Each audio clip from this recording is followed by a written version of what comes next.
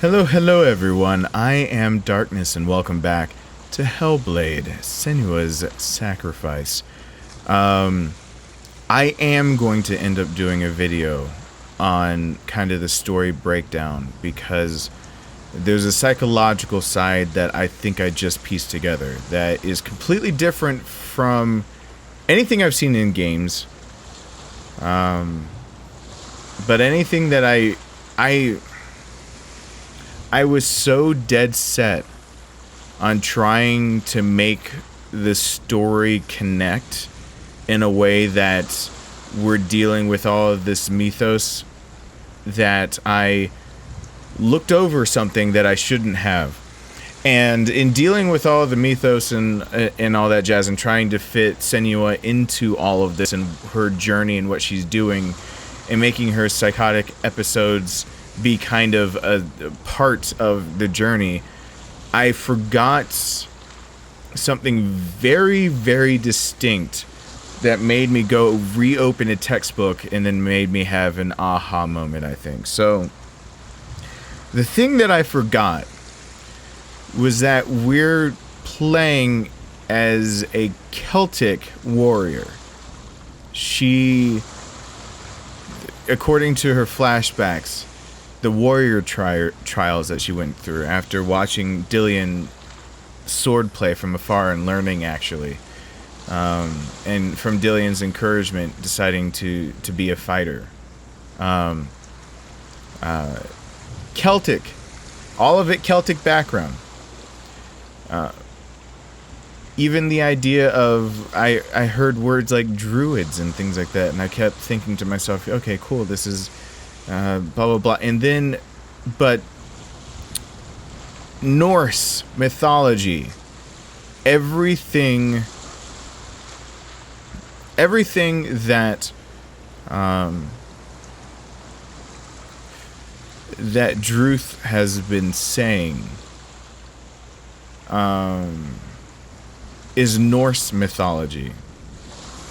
And he was enslaved by people who, I think at this point is safe to assume, the same people who slaughtered her village.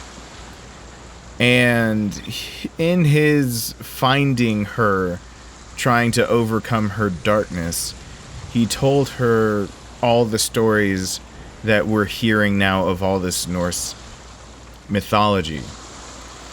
When she went to go find a way to bring Dillion back, she didn't rely on her Celtic background.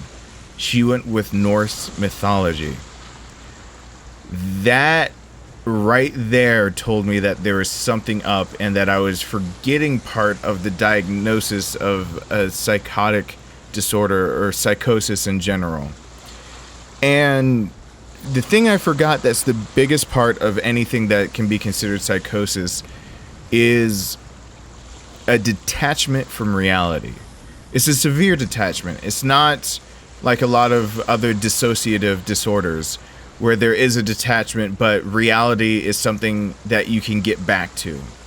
The level of detachment is and the symptoms that go along with it are the things that kind of define exactly what the person's going to experience. And they spent so much time trying to make sure they got it right, and they, there's been a lot of press about it. It's even in the game that they've consulted people in the very first opening screens, and I kept thinking of it as the voices that they hear and the way that she's experiencing, and the flashbacks and the way she experiences that darkness of hers.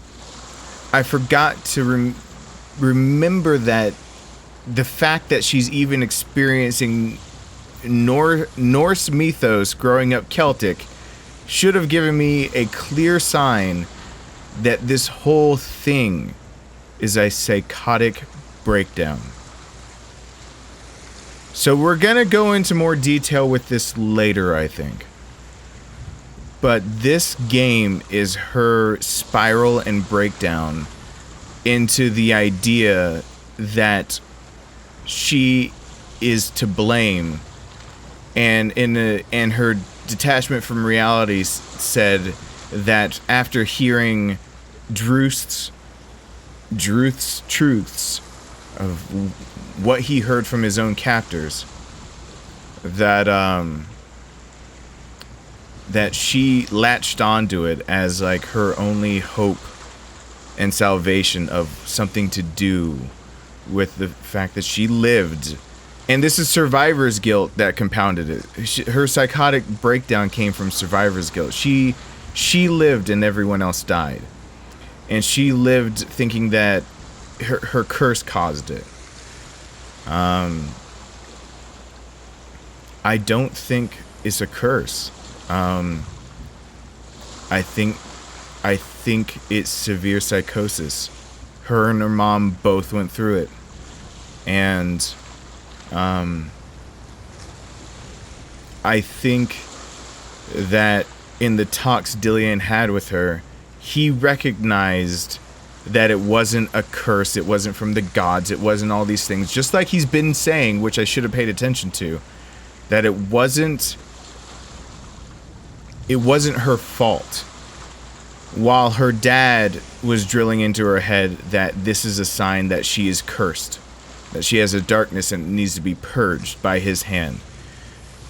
It makes me scared to know what he exactly did, because we just saw that he's abusive. Physically, mentally abusive. But all of what we're going through right now is easily explained by a psychotic episode. A psychotic breakdown, and not her traveling to Helheim to get Dillian back. She's mixing up her own reality with memories and flashbacks, with seeing things that other people don't see, which are hallucinations.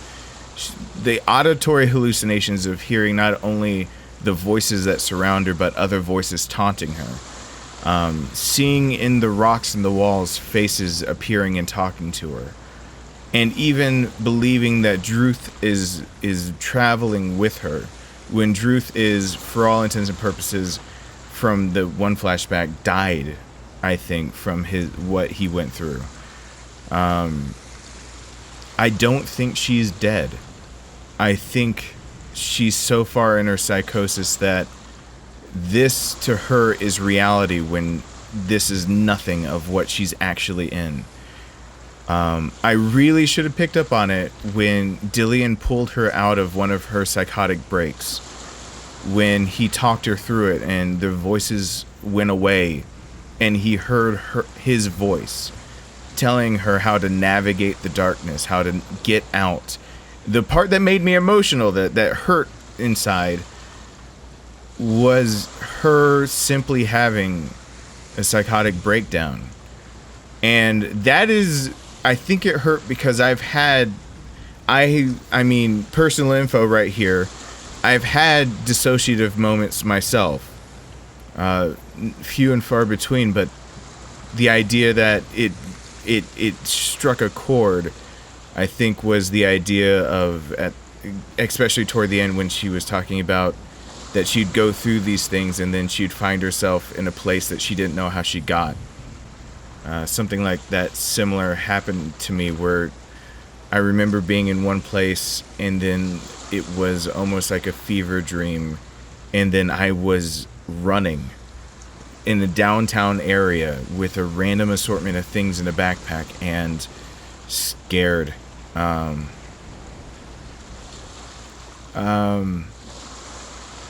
So now that I know what I'm looking at, that the manifestation of the curse on her is what her dad told her, and her hope of living normally is Dillian, I think I can understand why her desire to make up anything. Because remember, it's a detachment from reality. So everything that, I mean, it leads to behaviors that can isolate you. It leads to personality shifts and behavioral shifts.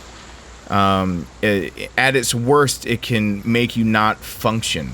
as a normal human being able to keep up with day-to-day tasks in life. And she is exhibiting all of it to one degree or another. Dillian was trying to tell her that her fight is in her mind, and recognized a mental illness when he saw it, while her father went to their mythos and said that it was a curse. We'll get more into that. I'm going to play, now that I've laid down some knowledge, I'm gonna play some instead of just sitting here and lecturing. But I think going forward, that's important to remember, because she's spiraling out of control, and she thinks she's getting closer.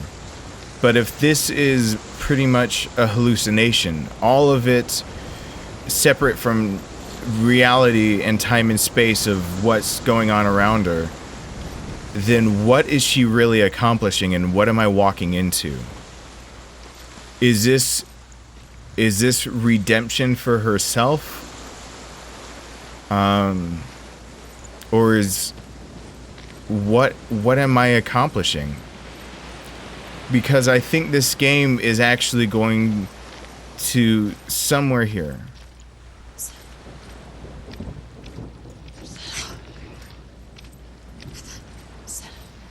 They're back. The voices are back.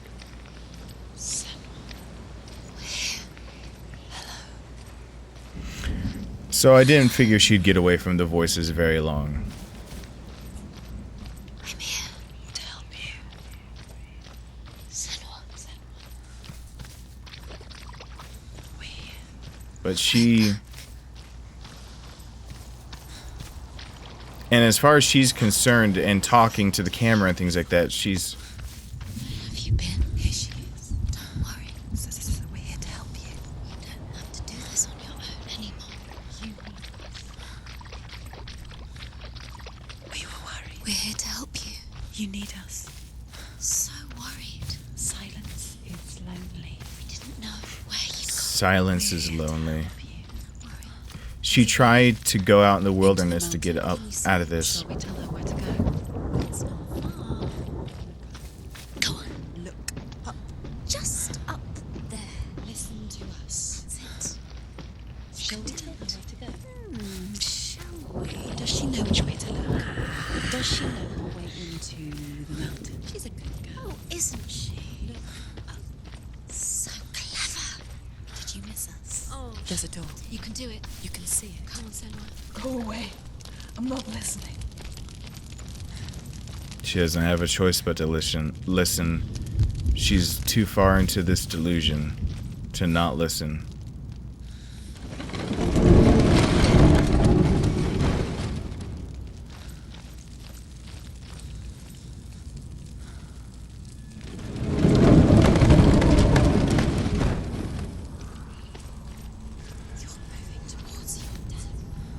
I will tell you of a great hero named Sigurd, son of Sigmund, no less. Born after his father's death, Sigurd is cared for by the dwarf Rain. But Rain does not love the boy. Instead, he plans to use him for his own ends. You see, Rain's father possessed a great treasure given to him by the gods. But Rain's brother, Fafnir, killed his father and took the gold all for himself. Fafnir hid the treasure out on a heath and could not leave it. And from the evil in his heart, he turned into a dark creature. A dragon.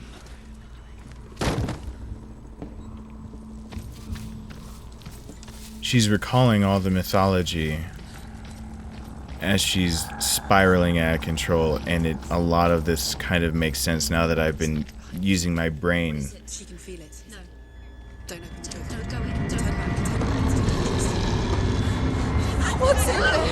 Get back! A great beast guards Helheim. Garm is its name, and it knows you are here, Senua. It can smell your stink. Dillian said she'd come. Run. Stay in What are you afraid of, Senua? How will you save Dillion if you are too much of a coward to step into the shadows? They can't stop me. Then do it!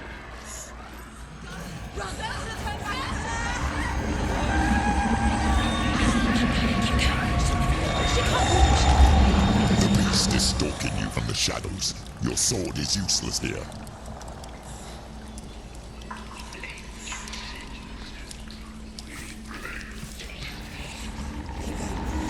Run! Run! Get back. It's too dangerous. It's not. Torch. Get the torch. Don't be fooled. The beast is still here. Who is it? Something there. It's the beast. No, No, it's not. it's a trick. She knows that. Does she? What is that voice? Mother, do you hear that? Don't fall for it. It's me, Senua. It's so loud. It's not her. So full of hate. It's a trap. I just want to help them.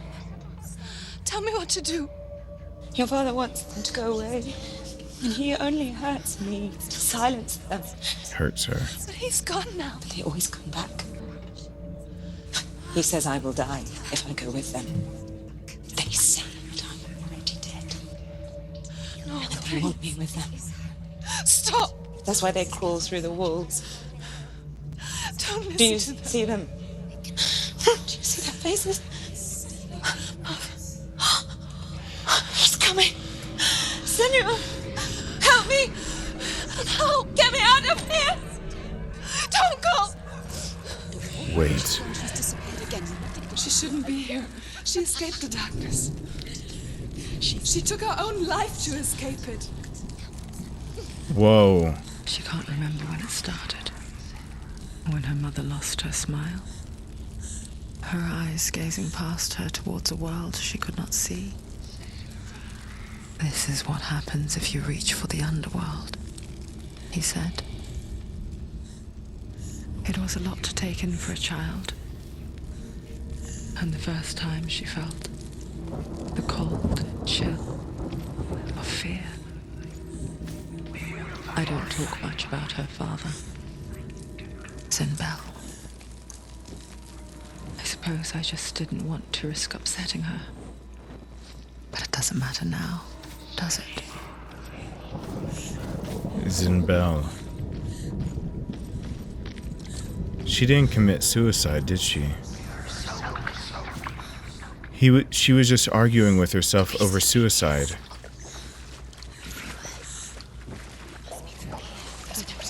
Her mother didn't commit suicide over her psychosis. Keep her going. She'll have to go under. She can't. She has to. She can't. The torch will go out. She'll go out. She can do it. She can't do it. The light's gone out. Run! Run! Get through it as quick as you can. The panic is here.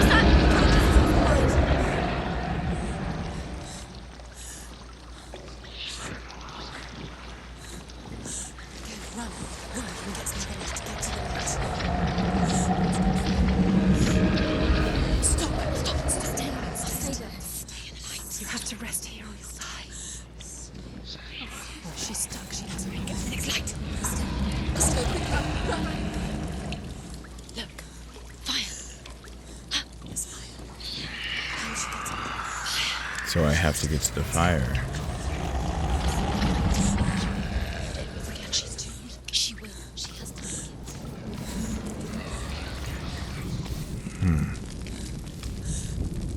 There's the torch. Take it. See, now she can find the room. She can find it. Follow the light. See it. She has got it. Where is it? What happened to... Are you afraid to search? No. The light will keep us safe. Zinbel's own hands can cure the darkness, and he thought he was...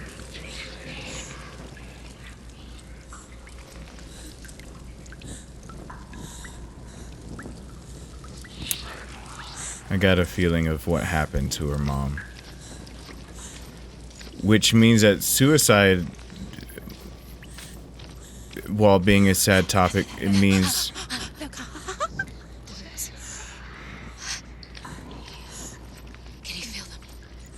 He did something. Where are they? She can't see them. She doesn't know. Look. Use your eyes. Look. Where is it?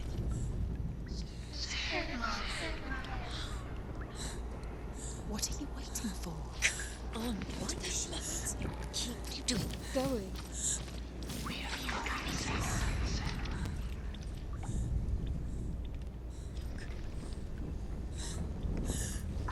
You know what? It seems to be pretty consistent that I'm always trying to find that D. That sounds wrong.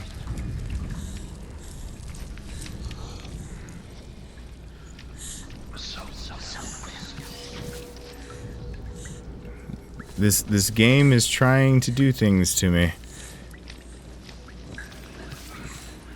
More mythos here, though. Rain the dwarf's sole desire is to possess this dragon's accursed treasure, and he uses Sigurd to reclaim it. He tells Sigurd the story of Fafnir's gold, and the good-hearted hero promises to slay the dragon if Rain would forge a strong sword for him. Sigurd remembers that his father once possessed a sword given to him by Odin. Odin broke the sword to bring about Sigmund's death, but Sigurd's mother still has the pieces. And so Rain reforges the famous sword. Sigurd uses the sword first to avenge his father, and then he and Rain go in search of Fafnir. You have it. Keep going. Where's the next? 2 more to find. I can feel it. 2 more to find. Why are you going with these pointless? Some of her voices are actually telling her it's pointless. So she actually has part of her realizes that she is slipping. And another part of her is telling her that this is real.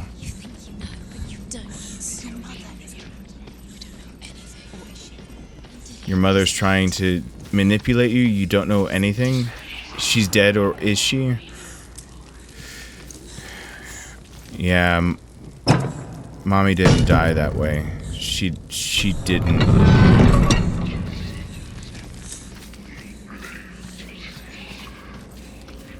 Confusing part is, why would she forget? Unless she was blocking it out. The dragon Fafnir is so large and deadly that it would be impossible to kill him face to face. But each day, Fafnir crawls across the heath to find water. So Sigurd digs a pit in the dragon's path and lies in wait in it. When Fafnir slithers overhead, Sigurd sinks his sword into the dragon up to the hilt. Sigurd leaps from the pit, and Fafnir sees his killer. He warns Sigurd that the treasure will lead to his death, as it led to the death of all who owned it. Sigurd replies that death comes to all men, and every man would want to be wealthy until that day.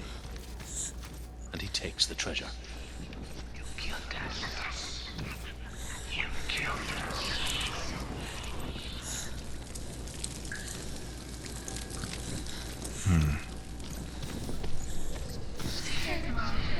Now, what I have learned so far is that all of these stories are relating to pieces of what she's experiencing. So these stories are more important for the idea of why she's seeing what she's seeing. They're not very easily explained in trying to say that this is straight up mythology and they're giving you a lesson in background. It's more of to say this is what she believes to be true and why she's doing what she's doing. This game makes a lot more sense now that I actually use my brain, and this was hurting me inside for some reason. And so I had to figure out why, because I guess it was just hitting somehow a bit close to home and I didn't know how.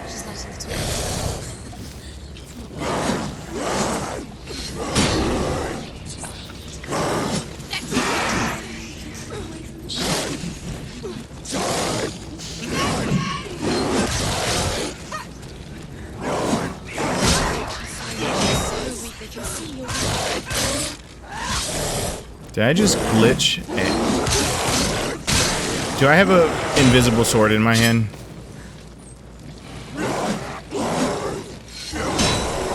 I have an invisible sword in my hand.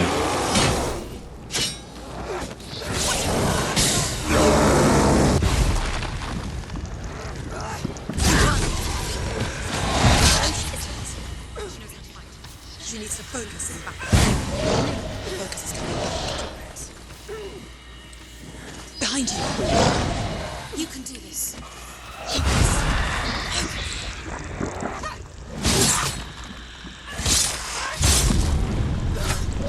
She will die. You will die.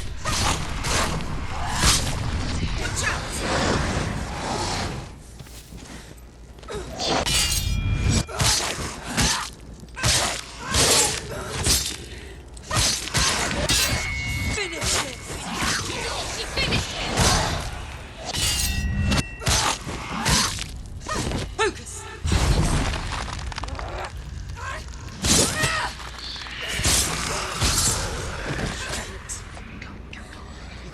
Take the torch and move. What is it that she's running from, though?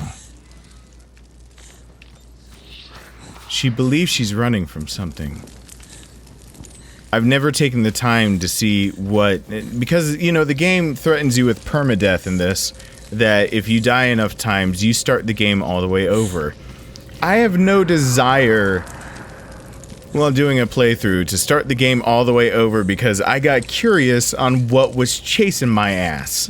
So,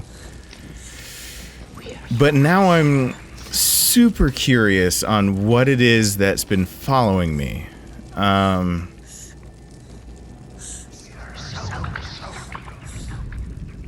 She has it. She did it. She's done it. Well done. This place. It reminds her of the isolating, suffocating darkness that she lived through as a young girl. Imprisoned in her room at night.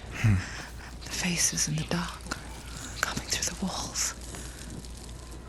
She once thought everyone could see them. I mean, that's what children say all the time, isn't it? That there are monsters in the dark. By the time she realized that only she could see them, her father, Zinda, could see the monster in her. Zinbel is not a good guy. He is not getting a Father of the Year award anytime soon.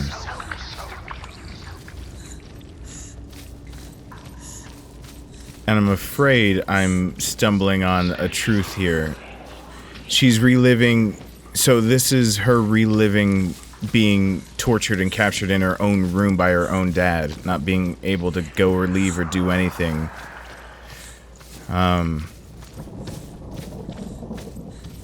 But she wasn't the first one to go through that, and it's made apparent early on that she wasn't the first. It's made apparent that her mother went through this too. Her torch is coming. No, it's not. It's gonna run out soon. She hasn't got much time. It's gonna burn out. Uh-oh. She's too slow. I'm not too slow. Stop it, voices. The darkness will come again. Let me light it.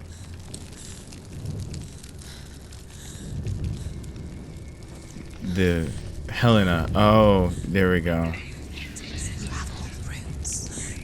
Do you feel? The beast is crawling into your mind, searching for weakness. It found your mother and used her to trap you in here. That's not Did true. you see her die? I don't remember. I was only 5. They told me she escaped the darkness, that she's with the gods. But what if they lied? What if the darkness took her and trapped her here? No. Stupid guy. No darkness took her. Run, the beast is coming. Oh god, that's what's been chasing? Holy crap. Yeah, I should run. No, I have no interest in looking back anymore. No thanks. No, I'll run. It's cool. No, guys, we're good. I'll run.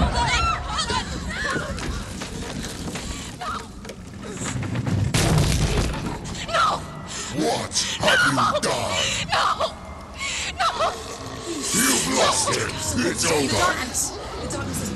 Lost him. You've lost him. Get to the light! Without his head, you will never bring his soul back. His fate is sealed.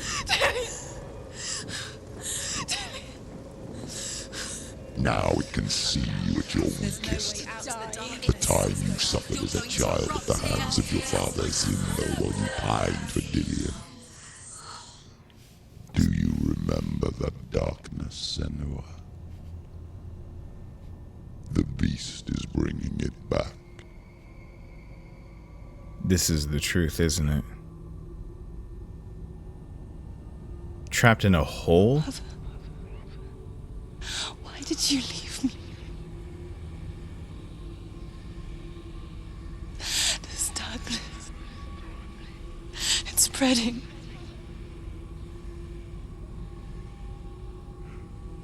Father's keeping me away from the others. Away from Dillion.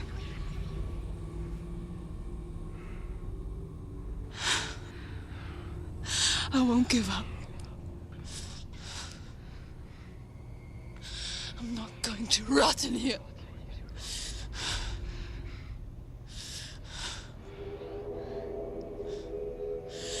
I'm going to fight Dillion.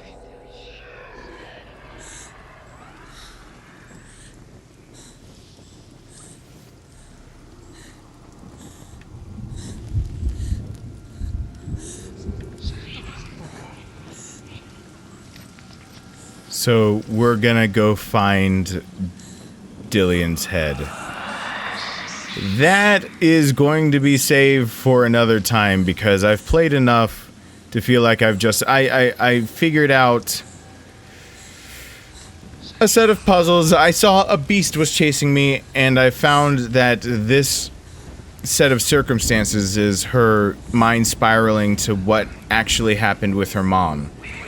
And what happened in her childhood when Zimbel imprisoned her in her own home.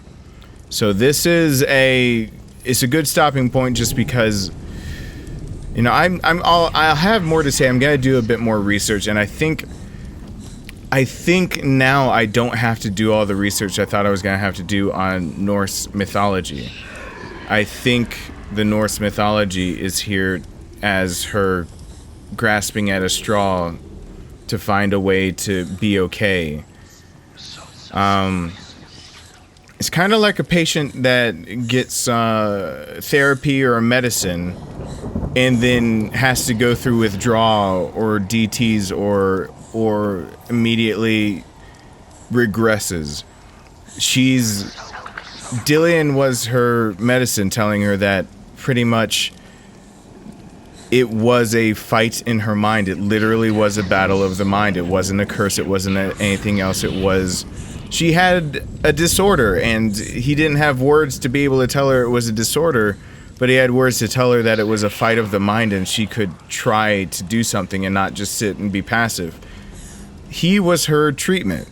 You know, it was as good of treatment as anyone could get. Even nowadays, it's about as good as treatment as anyone can get. Somebody to just be there and tell you that it'll be okay, and that they still care even if you're going through all of this. And she lost the thing that was making her better, and she lost it while she thought she was making herself better. So